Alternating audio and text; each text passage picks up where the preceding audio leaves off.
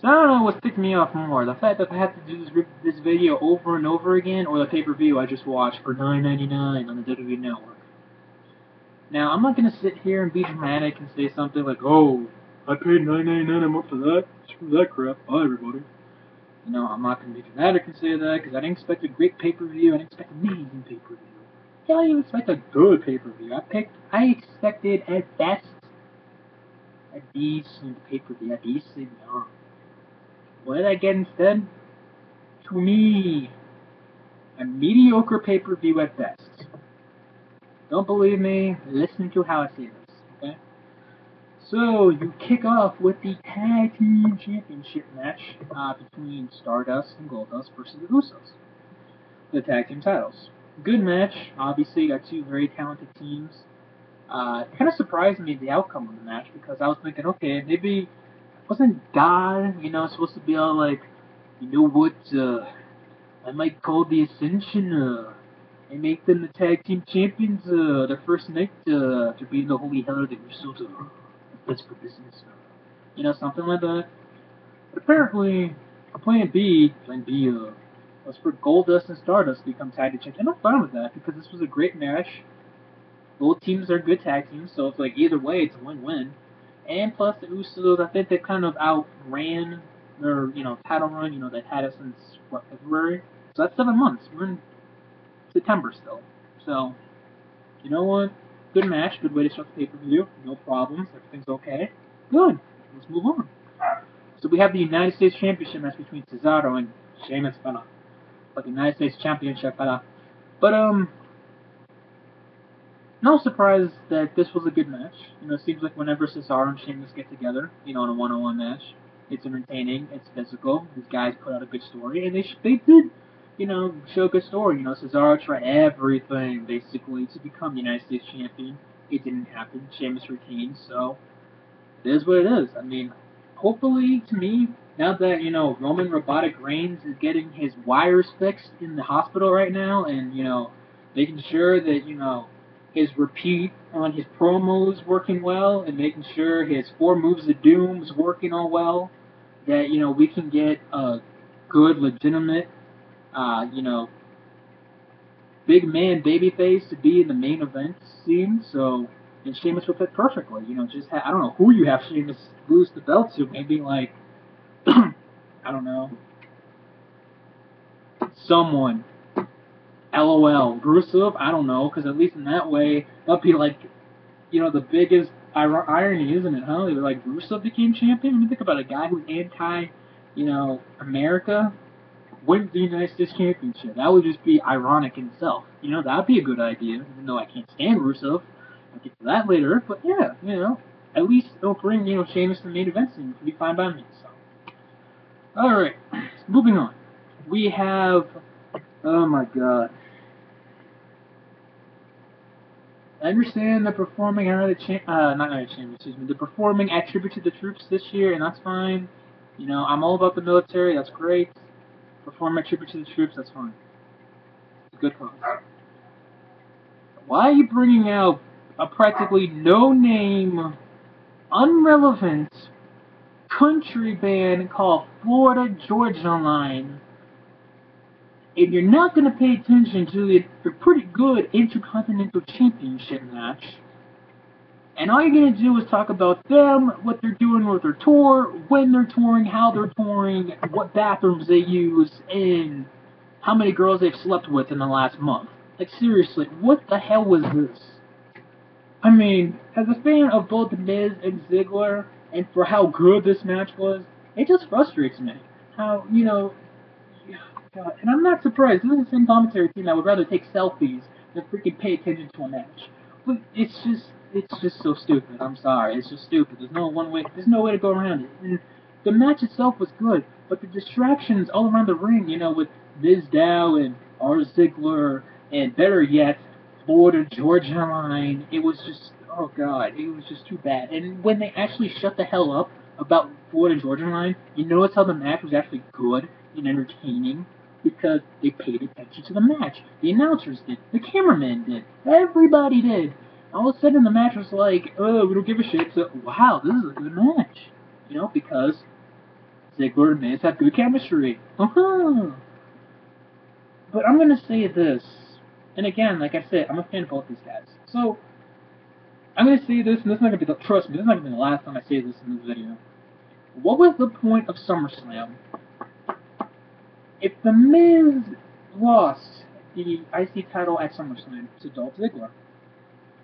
I was thinking, okay, Miz does whatever later down the road after this match. Ziggler has a good IC title run. That's fine. But why have The Miz regained it if he just lost it 4 weeks ago? Why are we playing hot potato with the IC title? I guess the IC title hasn't meant much years, I understand that. But why are we playing hot potato with it? What are we, TNA? We just give random title shots to everybody and they just randomly win titles?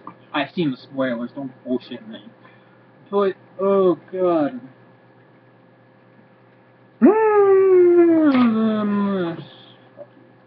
Okay, so now we're moving on to Seth Rollins coming out to the ring. He pulled the greatest line I've heard all year.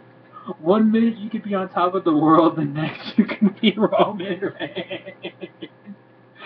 Oh man, at first I didn't like the Seth Rollins heel run, and then now I'm like enjoying every second of it. It's great. It's great shit. So anyways, I mean, you could say he's the Jeff Hardy of freaking the Shield, or was, that's fine, but to me, this is great stuff. So basically, it's kind of like the whole Battleground situation where, you know, Dean Ambrose didn't show up, Seth wins by default, you know, forfeits, same thing here. And Seth basically cuts a promo also saying that, oh, he's an opportunist, and I'm thinking, LOL, you think you're Edge? And then saying that he's the Money in the Bank, and he's willing to give a challenge to anybody. Come on, anybody come out. And out comes a taxi, the predictable, homeless, greasy hair, pedophile-looking, long-lost son of the Joker, Dean motherfucking Ambrose. And I'm thinking, oh... I mean, don't get me wrong, I'm glad Ambrose is back, you know, gives Rollins something to do now that is freaking changing his freaking wires and freaking flashlights and shit, whatever he has in his body. Now serious, that's horrible though, Roman Reigns. I do feel bad, all kidding aside. But seriously, with the whole Dean Ambrose and Seth Rollins thing, these guys had good chemistry, they had good brawls, they had good promos. I'm fine with this. Cool. It gives Seth something to do, it gives Austin Theory something to do, coming back from his little generic WWE Studios cop movie. But the thing that I'm sitting here going, okay, this should be a Hell in a Cell match at Hell in a Cell. I'd be perfectly fine with that. Here's the problem. WWE is stupid. They're not going to think about that. They're going to be like, that makes too much sense. Let's make it a I Quit match. I'm not even going to go there.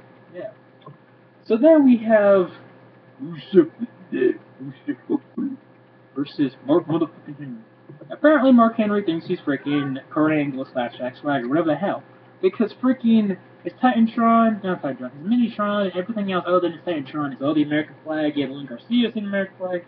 And we saw Mark Henry have his fake tears come out for the first time since he quote unquote retired right next to John Cena. Remember that? Money in the Bank last year.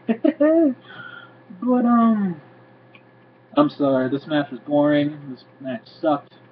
You guys know me, I don't give a damn about Rusev. Lana, get in my bed ASAP. But I can't wait to feuds with Rusev. That's gonna be the greatest program ever. Then you're gonna have Randy Orton versus the man who's having a one night only special, Chris Jericho, baby. And unlike Jericho's previous pay-per-view matches with Bray Wyatt, which to me, as much as I like Bray Wyatt next to the next guy, they did not have no chemistry with each other. Let's just face it that way. Chris Jericho, Randy Orton, they had a good match here. They told a good story. You know, the only thing that again was predictable, about this match was you could tell that RKO was coming out of nowhere because Jericho spent at least 20 to 25 seconds on that turnbuckle waiting for Randy Orton and getting up. So Jericho jumps in there, Batman himself, Randy Orton catches him, hits the RKO, 1, 2, 3, Orton wins. So it did what it needed to do. And here's where I get pissed off. Remember when I said what was the point of SummerSlam with the whole Miz Ziggler IC title match? I'm gonna say it one more time. What was the point of SummerSlam? And I said it on Twitter. If anyone but Paige wins this match, the Divas division is just pointless. It is just pathetic. It is just worthless. Because you actually had a good vignette. You had a good promo with the whole Paige talking about, AJ, talking about Nikki Bella. That's fine. That was great. I enjoyed it. And this match wasn't too bad. But two things. One, I guess freaking hippie Bella, one big titty twin Wonder Woman, Nikki Bella, I guess they're not having their feud anymore, because I thought the whole point of this match was LOL, Rhea interferes. I guess we're not having that, but okay, I'm fine with that feud ending just so in a few weeks. She can randomly turn face, just so Total Divas Season 3 ends on a very good note. But, anyways, moving on. This match was good. I liked it. It was fine. But the outcome screamed, what the fuck? Seriously. Why are we giving... Can we just name this belt not even the Divas Champ? Let's just name it the AJ Lee Championship. Because you decided to give the 12-year-old Miss Brooks the title. Not, even Wonder Woman. You can't get to the Crumpet Page. You give it to freaking Miss April Brooks, who's won it for, what, a third time now? And she's only had, been in the title scene for, what, a year? She's the John Cena of the mother freaking Divas division. It's official. That's what I'm gonna call her now. The John Cena of the Divas division. That's exactly what she is. And don't give me with all you internet smarts saying, oh, John Cena can't wrestle. AJ can. John Cena can put up good matches, and so can AJ. There's your comparison. One of your many comparisons you can make here. So, fuck it. You wanna play hot potato with the Divas title? Whatever. I don't give a shit anymore. So, congratulations, WWE. And what's AJ going to do now? Lose the title to the Queen of Queens, though? Hey, she looked like, again, milk of the century. She looked good tonight. Just saying. Anyways, moving on to the main event. WWE Welterweight title match between and Brock Lesnar. Now, as much as I disliked this match, and how much I could give a rat's ass about their rematch at Hell in a Cell, and most likely a Hell in a Cell match, and my inner childhood, and my inner wrestling fandom spirit is still somehow gonna watch that match. Even though I don't want to, I'm gonna end up watching it. I'm gonna admit, I'm not gonna sit here and be like, oh, I'm not gonna watch this. Screw that. And then I end up watching it because I'm gonna regret it. I've been there before. It sucks. Just like this match. No, okay.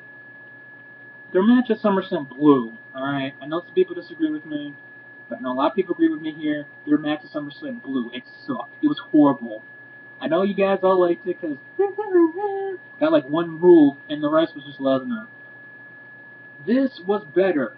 Only because it wasn't that. And you guys know me. I'm not a John Cena fan by any means. Never will have in the past, but not now. Probably never will be. Cena actually got some offensive move that actually made it good. Okay. But when you have the first 15 seconds of the match, Cena already hit the AA, kind of like how in the last pay-per-view, within the first 10 seconds, Lesnar already hit the F5. It's like, what the fuck? To me, this was just... And I know everybody has their own taste, and that's the beauty of YouTube and, human beings in general. To me, it was slow and repetitive. Sure, there was at times where it picked up, which was good, thank God. I didn't feel like I was about to go in a coma. But this was just, to me, Lesnar and Cena, oh my god. They just don't know why. They don't gel well together. I'm sorry. To me, they just don't. Even back in freaking 2003, to me, these two did not gel well back together. And here, 2014, 11 years later, they don't gel well together. I'm sorry. Sable and freaking Nikki Bella do not work well together. And yes, I said that correctly. If you get my hands, you get my point. It was okay. It was an okay main event. I honestly thought for a second Cena would win. And technically he did win. But after the fourth AA, good old X-Men himself, Seth Rollins comes in there, hits the briefcase on Cena, ref calls for disqualification. Rollins beats the holy hell of Cena, and I'm thinking, okay, could there actually be a chance of him cashing in? It could happen. He hits the curb stomp, on Brock Lesnar, which Lesnar actually sold that pretty damn well. You know, I'll give Lesnar that. You know, he's about to cash in. Of course, John Cena, Superman being himself, being a cockblock as he usually is, comes in there, beats the holy hell out of Seth Rollins. You know, Seth Rollins runs away, and he comes back in the ring chasing after Rollins. Lesnar catches Cena for the F5. And now I'm thinking, yay, Hell in a Cell match. Oh god, I don't know what else to say because you already know how I feel about this match. To me, it was, like I said, it was like this pay-per-view. This match was like this pay-per-view. Decent at best. But to me, it just leaves a sour taste in my mouth, and I get it. They want you to build up the Hell in a Cell. I know, duh. I'm stupid. But even with that, it's like, do you really want to see a Hell in a Cell match between John Cena and Brock Lesnar? I mean, it makes no sense how at SummerSlam they had a casual match, a wrestling match, and they didn't have a stipulation here where it was like a street fight or something, even though they already had it at Extreme Rules a couple years ago. Hey, according to WWE, that never happened, apparently. Ugh. I don't know how to feel about this pay-per-view, guys. What do you guys feel like? To me, it's just like, whatever. You know, Hell in a Cell. Hope it's better. Later.